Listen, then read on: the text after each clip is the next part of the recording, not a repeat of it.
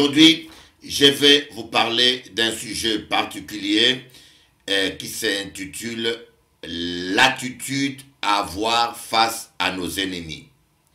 Quelle est l'attitude adéquate? Quelle est la bonne attitude que nous devons avoir face à nos ennemis?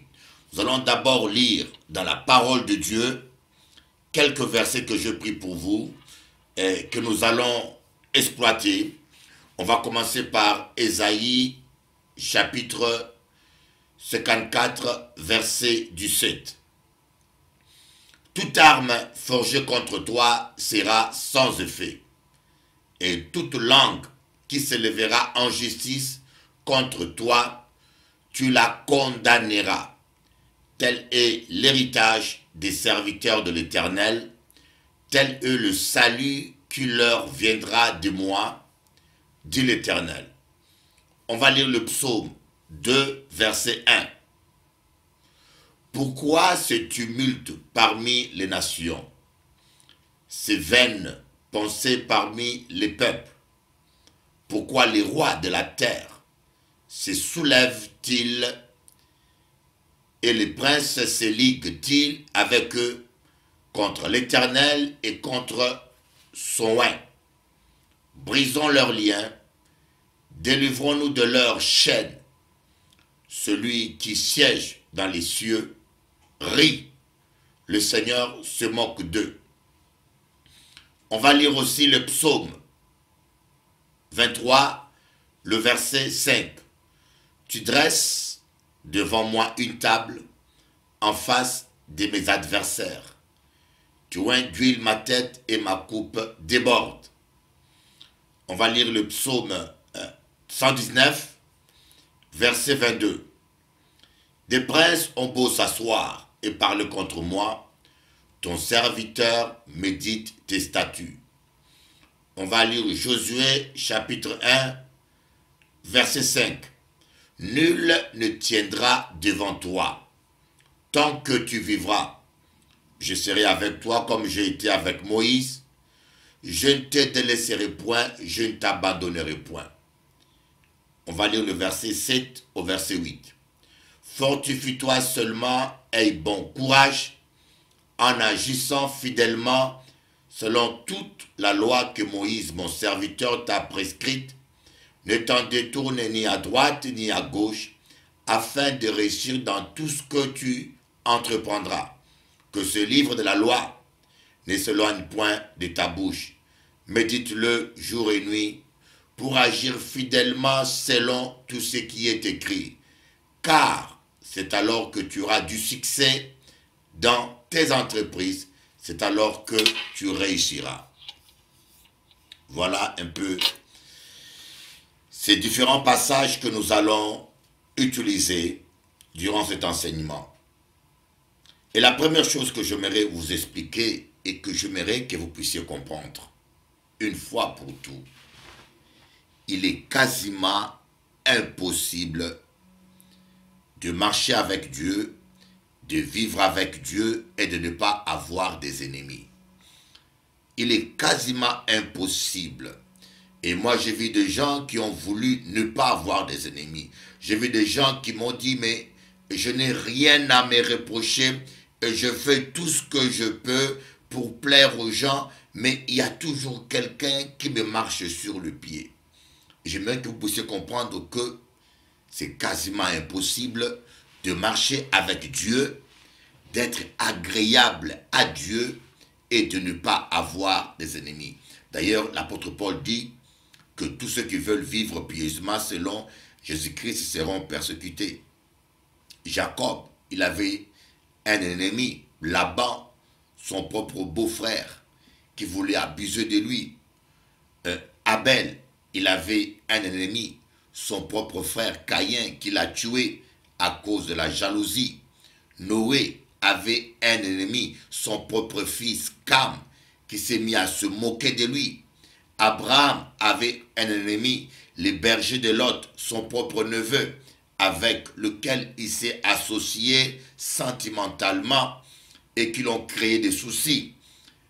Paul avait des ennemis, des chrétiens qui le persécutaient, des juifs qui l'attaquaient. Jésus lui-même, il avait beaucoup d'ennemis. Lui qui a guéri des malades, il a fait nourrir, il a nourri des multitudes dans les déserts. Mais les gens ont préféré libérer Barabbas et crucifier Jésus le juste. Tous ceux qui veulent vivre pieusement. Seulement dire la vérité aux gens. Aujourd'hui, les gens n'aiment pas la vérité. Dire aux gens la vérité, ça vous coûtera des persécutions et des méchancetés. Alors, arrêtez de vous plaindre. Arrêtez de chercher à plaire à tout le monde. Cherchez d'abord à plaire à Dieu. Et sachez que quand vous chercherez à plaire à Dieu, vous aurez des ennemis. Mais j'aimerais vous aider à comprendre que quand vous avez la bonne attitude, c'est possible que vous puissiez aimer vos ennemis. Le piège, le danger, lorsqu'on a des ennemis, ce n'est pas nos ennemis eux-mêmes. Le danger n'est pas ce qu'eux disent et font.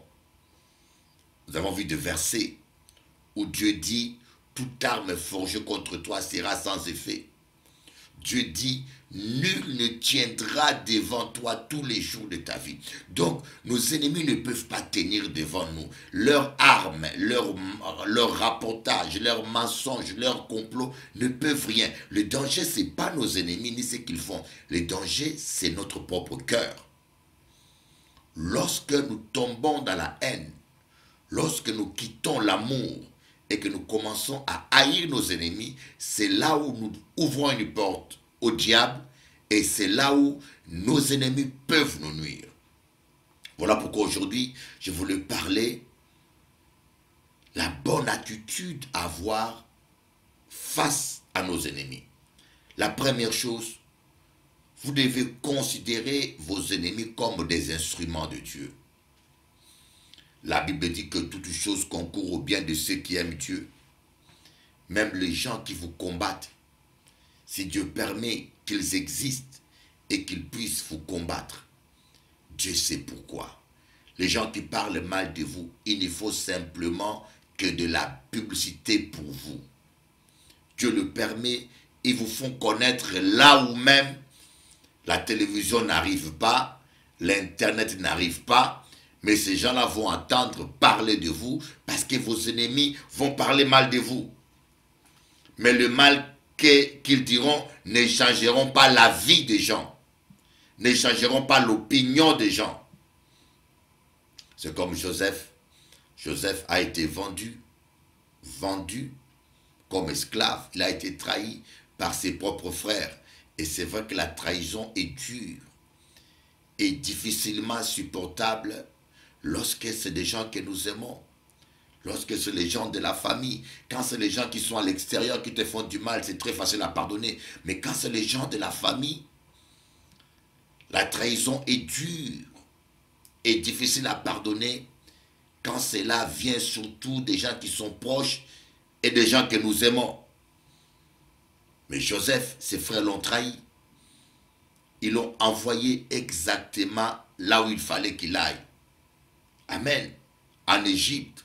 Voyez, ses frères, en les trahissant, en le envoyant en Égypte, ils l'ont envoyé vers sa destinée. Sûrement ce frère, c'était par méchanceté et jalousie qu'ils ont fait ça. Mais ils ont accompli le plan de Dieu.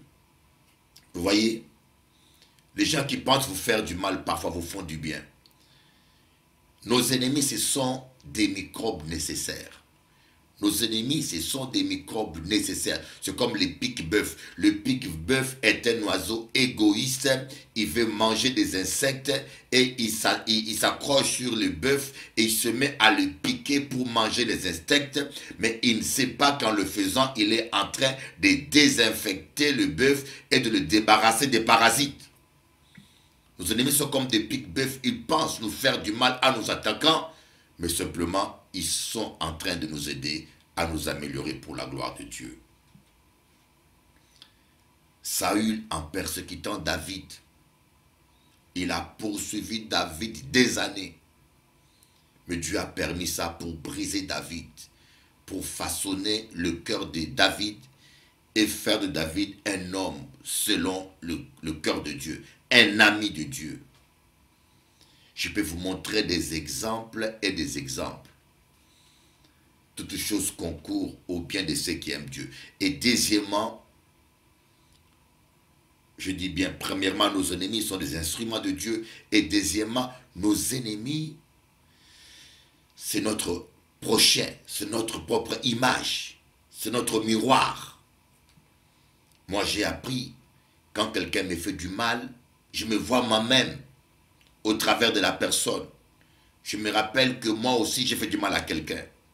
Quand quelqu'un parle mal de moi et que je le regarde, je me vois, moi, ce que j'étais il y a 10 ans, 15 ans. Je me rappelle, ça me rappelle ce que je faisais avant. Je me dis, si Dieu m'a pardonné, si moi aussi j'ai fait ça un jour et que Dieu m'avait pardonné, alors Dieu aussi peut le pardonner. Si chaque fois que tu vois tes ennemis, tu te vois toi-même il y a 10 ans, il y a 15 ans, il y a 30 ans, il y a 1 an, il y a 2 ans, tu vois, tu vas te dire, mais aujourd'hui Dieu m'a pardonné. Ô Seigneur, fais-lui aussi la grâce de recevoir le même pardon que moi. Au lieu que la haine naisse de ton cœur, il y aura plutôt la compassion et l'intercession. D'ailleurs, c'est dans cette optique que Jésus-Christ a dit, priez pour vos ennemis. Troisièmement, nos ennemis sont des victimes. Et ça, nous oublions ça. La plupart des fois, nos ennemis, ce sont des êtres humains que le diable manipule. L'apôtre Paul a dit, nous n'avons pas à combattre contre la chair et le sang, mais contre les puissances des ténèbres. Vous voyez, vous n'avez pas à faire, des fois, nous manquons la vision spirituelle, nous manquons le discernement, nous voyons l'homme qui est devant nous, nous voyons la chair, alors que ce n'est pas l'homme qui est devant nous, c'est les démons qui sont derrière, qui combattent l'appel de Dieu, qui combattent l'onction de Dieu dans nos vies. Et si nous comprenons que nos ennemis parfois sont des victimes, sûrement ils ont une part de méchanceté, sûrement ils ont une part de jalousie, mais les démons sont des amplificateurs de nos vices. Ils vont amplifier la jalousie et la personne qui avait une simple jalousie va jusqu'à essayer de vous tuer ou à vous détruire parce qu'il y a le diable qui profite de la jalousie qu'ils ont pour amplifier cela et les utiliser. Quand vous comprenez cela, vous aurez plutôt pitié de vos ennemis. Vous allez dire, oh Seigneur, pauvre frère qui est jaloux, pauvre pasteur, pauvre sœur, pauvre chrétien, pauvre bishop. Seigneur, pardonne-lui, il ne sait pas ce qu'il dit. C'est comme ça que Jésus a dit, Père, pardonne-leur, car ils ne savent pas ce qu'ils font. Croyez-moi, je peux vous dire, la plupart des gens qui vous combattent ne savent même pas ce qu'ils font. Ils ne savent même pas, et quand vous leur posez la question deux fois, ils ne savent même pas pourquoi ils vous détestent autant. Cinquièmement, nos ennemis sont une bénédiction. On dit, mais qu'est-ce que le bishop lui dit? Nos ennemis sont une bénédiction.